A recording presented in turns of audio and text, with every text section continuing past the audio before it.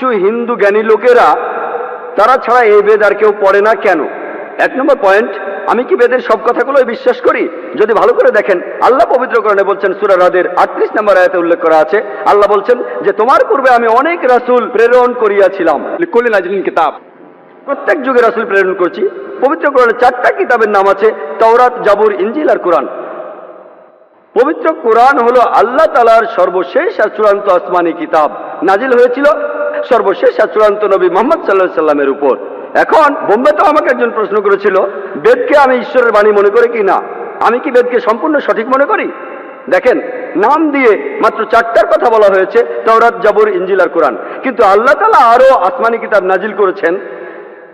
এখন বেদের ব্যাপারে, বেদকে আমি ঈশ্বরের বাণী মনে করি কিনা, যেহেতু পবিত্র কোরআনে বেদের নাম উল্লেখ করা নেই, হাদিসেও বলা হয়নি, আমি নিশ্চিতভাবে বলতে পারি না যে এটা ঈশ্বরের বাণী।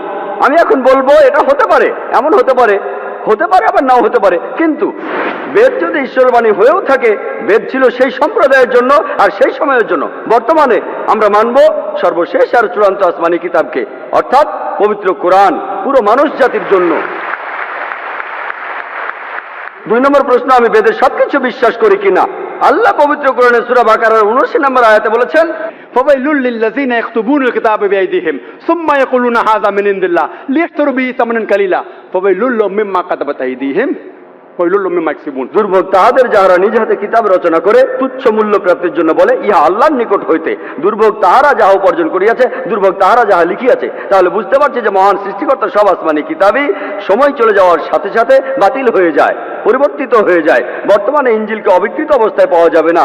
আমরা যে বাইবেল দেখি সেটা ইনজিল নয়, যেটা যীশু খ্রিস্টের উপর নাজিল হয়েছিল। সময়ের সাথে সাথে এগুলো বদলে গেছে।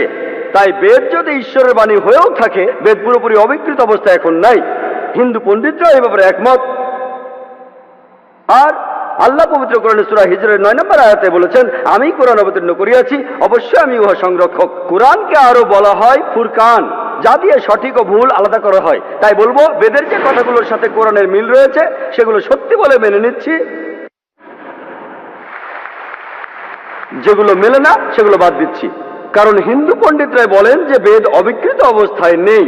আমি কি করছি, কোরআনের সাথে বেদের যে কথাগুলো মিলছে সেগুলো মেনে নিচ্ছি। এটা ঈশ্বরের বাণী হতে পারে, কিন্তু আমি বেদের সব কথাই মেনে নিচ্ছি না। বেদে অনেক অবৈজ্ঞানিক কথা রয়েছে, এটার উপরেও লেকচার দিতে পারি, কিন্তু সে ব্যাপারে এখানে বলতে চাই না। বেদের অনেকগুলো বৈজ্ঞানিক ভুল নিয়ে কথা বলতে পারি। তাই আমি বলছি যে কোরআন হলো ফুরকান, আর এটাতে এই পরীক্ষা করে দেখব, যদি এর সাথে মিলে যায় তাহলে এই কথা মানব যে এই অংশটা একেবারে সঠিক।